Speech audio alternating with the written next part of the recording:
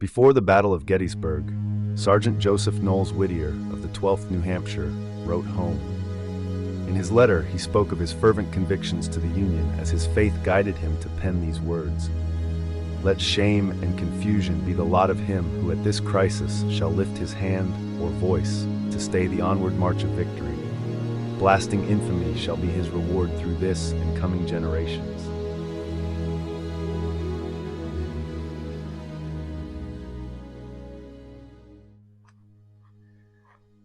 At a place called Cold Harbor, thousands of men would cross a small intersection, form their lines for a 7-mile wide long fight.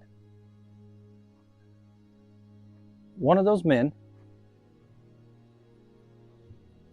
just happens to be a first lieutenant and a casualty from Gettysburg. And his story is about to be told.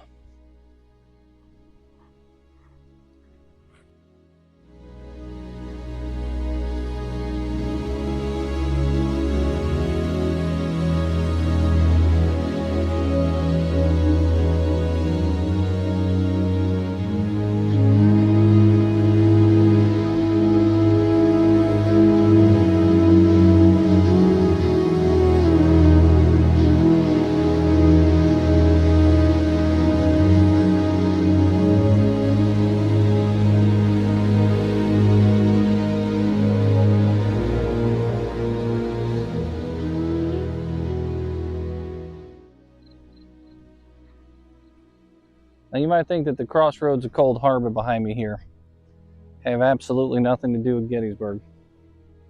But you'd be wrong, because there's thousands of soldiers that crossed through here and have fought here at the Battle of Cold Harbor. And many of them took their part in the Battle of Gettysburg. We're going to cover one of those stories today, right here at the crossroads. On American Battlefield Trust land, preserved land from the Battle of Cold Harbor.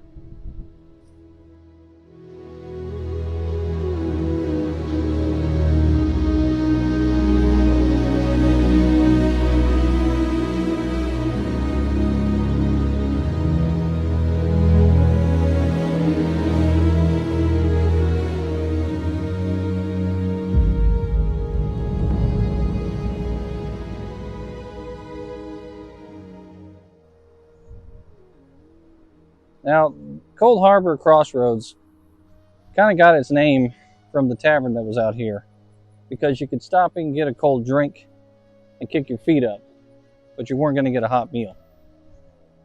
This place had a tavern right there in the fields just directly behind me. And that position was critical to the movement of the armies out here. This was one of those pieces of land that was kind of critical to be preserved. The American Battlefield Trust came out here, and they were able to preserve this small little chunk of land. And if you come out here, there's a couple of wayside markers and signs that they put up that you can actually read and learn about the history here at Cold Harbor.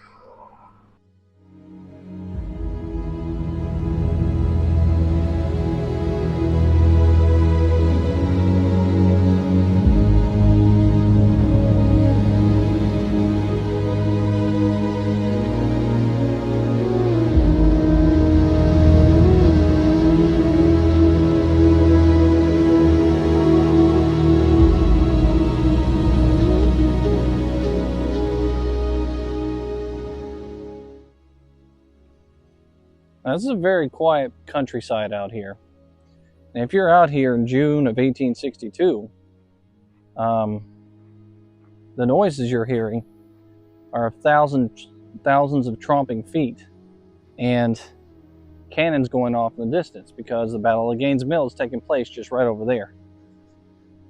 In 1864, war comes back to the area, and the Battle of Cold Harbor consumes this area for not just a couple of days, but for a couple of weeks. And the fighting in and around these areas here are pretty intense. Many men lost their lives out here.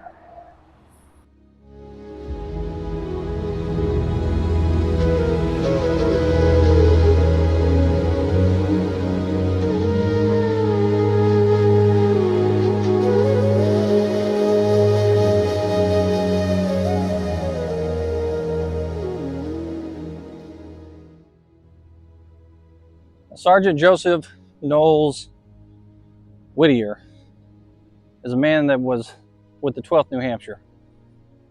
He was with the 12th New Hampshire at Gettysburg as a sergeant.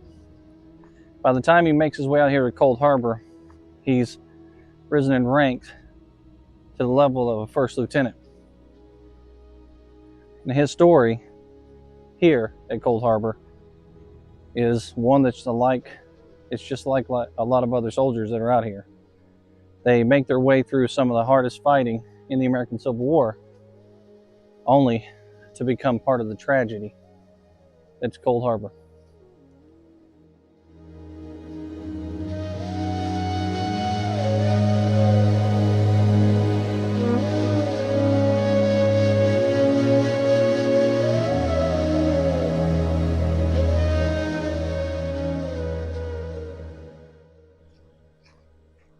Well, Sergeant Whittier is the son of Benjamin Whittier and Sarah Weymouth Whittier.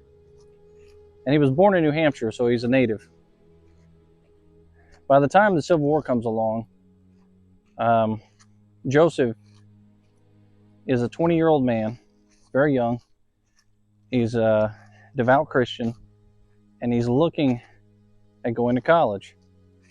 But the moment that the Civil War breaks out, he has other convictions. He says so much in his letter back home just a year before his death, or the year before he's engaged at Gettysburg, that is.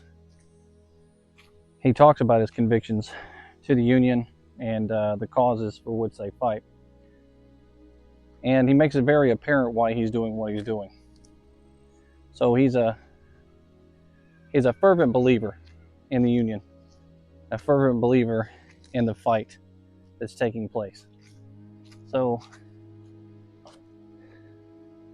the results of his life, his work as a soldier, it's not lost in time. The soldier would sacrifice himself for what he believed.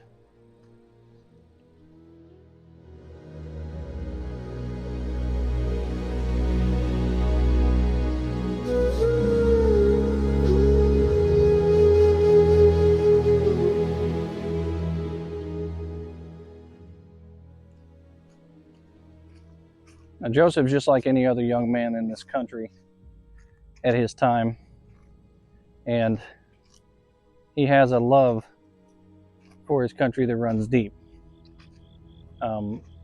He has plans just like any other young man at that time, and he puts those plans on hold. He was going to go to college, most likely a religious school, because he was a devout Christian, and he was a strong believer in the Christian faith. But in the very beginning of the war, he decides to sign up, and he ends up with the 12th New Hampshire, coincidentally putting himself squarely in the line of a lot of the major fights that happened in the American Civil War. One of those fights just happens to be the Battle of Gettysburg, and then eventually here at Cold Harbor.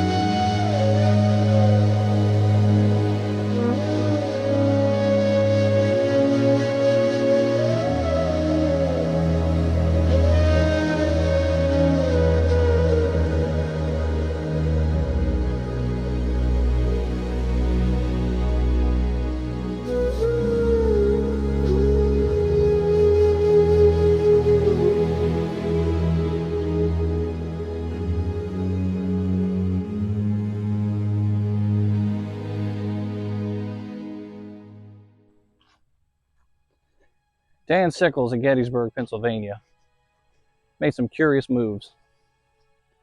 He ends up taking his 3rd Corps and moving them out in advance of the main line. And he puts them square on a hill right in front of the Confederate Army for slaughter. Now, many historians will fight and bicker back and forth as to whether or not he had the right to make that move, whether or not it was the right move, or whether or not it even saved the Union, because many historians will argue that it saved the Union. But one thing's for sure, he wasn't supposed to be there. And he moved his men out to a place called the Peach Orchard. Well, the 12th New Hampshire ends up out there in that location where he moved his 3rd Corps. Just as Joseph and the 12th New Hampshire get online, the Confederates are slamming right into them. They're coming up by the thousands. New Hampshire gets online, they get their muskets out, they're standing there in line, and they have those carbines ready to go. And the next thing you know, boom, they let off their first volley. And then from somewhere in a higher command, the order is given to the 12th New Hampshire to march to the rear. Now, these are soldiers that we're talking about here. A lot of times when you're a soldier and you're given an order, if it sounds like it's a lawful order, you don't question the authority and you don't question the order. You do what they tell you to do. And that's exactly what New Hampshire tried to do. They went to march to the rear and relocate to the position that they were told to go to. But this is right in the middle of the Confederates coming online. And as those Confederates come up, they end up pouring a volley into New Hampshire's back, essentially, as they're walking away from the fight and going to another location. Well, because of that order, 92 of their men become casualties there that day in Gettysburg. One of those casualties happens to be Joseph. Now, there's no record of what type of casualty he was or what kind of wound he sustained that I can find from Gettysburg that day. But you can assume that it was probably not a major wound, it was a light wound, because he ends up walking away from Gettysburg and immediately rejoining his unit. So he becomes one of the lucky ones there at Gettysburg. And then eventually he has to move on and fight again.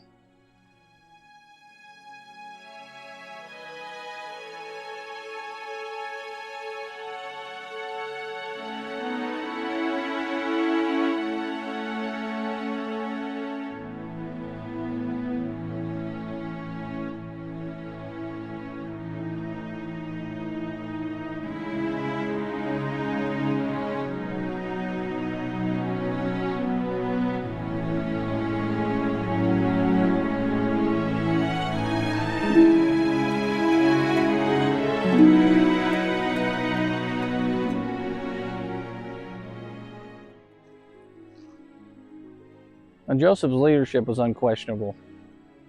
His men saw him as a leader, and his own leadership saw him as a leader, which is why he was promoted again and again. Eventually, Joseph becomes a first lieutenant in March of 1864. Now, if you know anything about March of 1864, you know that they're about to head into some of the worst fighting that the Union Army here, the Grand Army of the Republic, that is, would end up fighting out here in Virginia. They have the Overland Campaign to look forward to, and it is not an easy affair. Eventually, rank brings responsibility, and he's going to have to be at the head of his men at Company G of the 12th New Hampshire when he comes out here, Cold Harbor.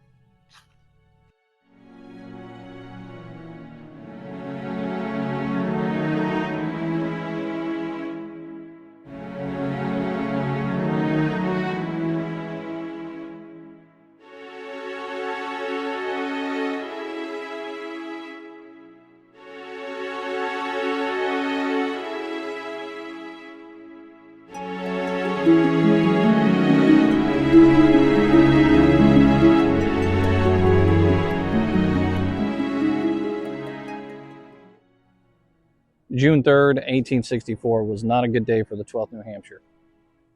Out here in these fields, New Hampshire crossed directly in this line where I'm at right now. going right there towards Law and the Alabamians. Across the street ahead of me is the Beulah Church, the historic church out here. And that is, in fact, the direct path that Corps took coming across this field on June 3rd. On May 31st of 1864, Grant's army had started to arrive in the area. By June 1st, they were consolidating right here in the area I'm at to start the initial assault on the Confederates that were heavily fortified back there, just on the other side of those trees. Today, if you wanted to visit the location where all of that is, you can go out to the modern-day visitor center where the national park is at Cold Harbor, and a lot of the earthworks are still preserved out there that you can see for yourself. But out here, in most of the areas where New Hampshire crossed, most of this is now just private property or American Battlefield Trust property, and it's just wide open fields or houses interspersed in between that are just kind of dotting the lines, if you will. Early in the morning of June 3rd, Grant decides that he's going to make that assault, that infamous assault. And him and his men are prepared to move in. So he sets up an assault wave, if you will, of one line after another that's supposed to attack the fortification, break the lines, and hopefully push Robert E. Lee and his army out of those fortifications over there. But what ends up taking place is a failed assault across an open field early in the morning, one line after another, going towards a position that cannot be broken. It would take the entire army coming in all at once to even maybe come close to breaking it. Instead, New Hampshire gets sent to the position and ends up taking heavy fire, just like most of those Union soldiers did that day when they crossed these fields. At the head of Company G, 12th New Hampshire, was Joseph. He'd led his men through many fights before, and he was a sergeant with those men, and he had fought year after year, time and time again, on one field after another in the American Civil War with the 12th New Hampshire. Well, somewhere back there is where all of that came to a close. As Mr. Whittier was crossing the fields, a first lieutenant in charge of Company G, he was hit with grape shot, and it tore through his body. And that grape shot ripped him up so bad that he died instantly. And he laid out there on the field at Cold Harbor, and his men weren't able to find him, or get to him, really. Because unfortunately, what happened out here at Cold Harbor was the Confederates are setting up at a good point over here with cannon facing down towards the hill. And you have a wide open space where all of these men have been shot, and they're laid out in the open fields. And there's no way to get back to them and try to save them, or even try to bury them. And at one point, a truce has to be called to drag men off the field. So undoubtedly, he died, laid out there, and his body became bloated thanks to the sunlight and the heat and the rain and everything else that took place out here for those couple of weeks. When they eventually went across these fields to try to find him, what they found was his pocket watch and his sword. They didn't find anything else. So unfortunately, Joseph would not be returned intact. Now, if you go to where his marker is today, his marker indicates that another Whittier is being honored there on that marker. His brother died earlier in the war in 1862 of disease. But Joseph's story ends right here at Cold Harbor.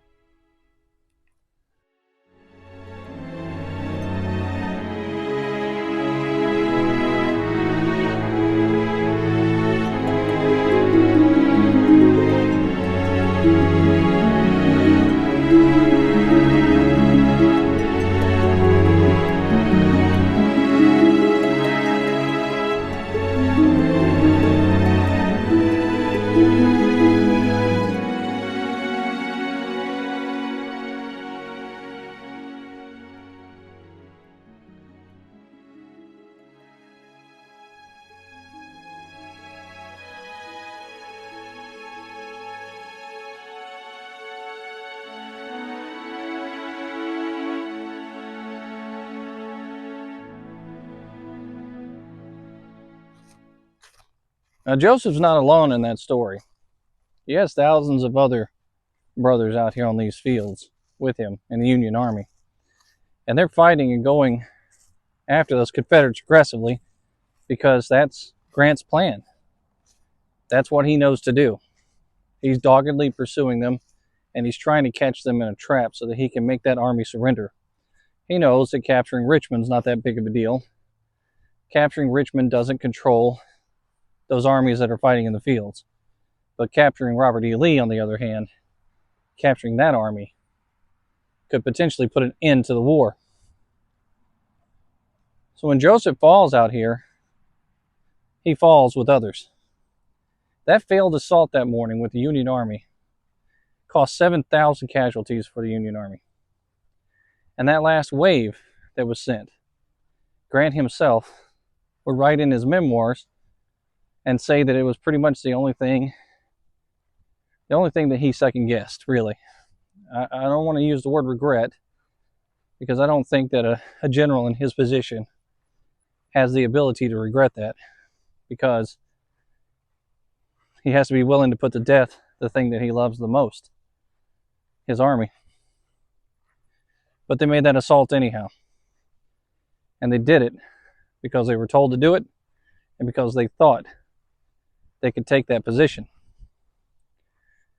Joseph sacrificed himself for what he believed in. He sacrificed himself for this country. And he sacrificed himself for freedom. It was his beliefs that made him come back again and again and continue to fight, continue to be a part of this, even though he could have deserted just like many others. And for that, I think we all should be a little bit grateful to Mr. Joseph Whittier.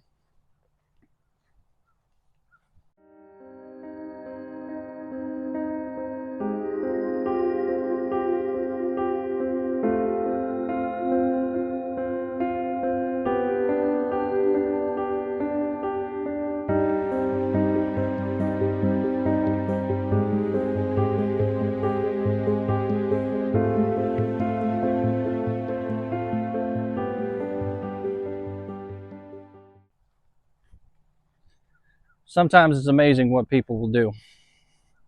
They will surprise you at every corner.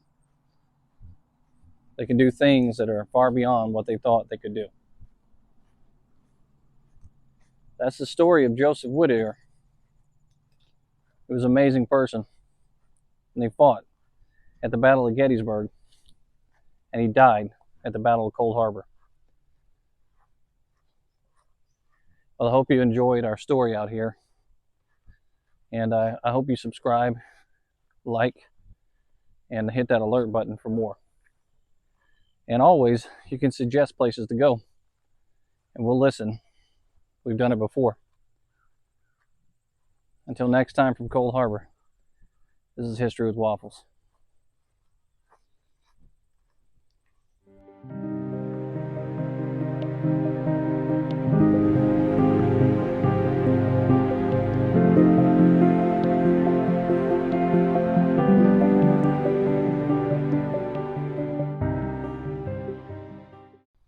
Now, it's beautiful farm fields like the one behind me here that dot the landscape of Virginia.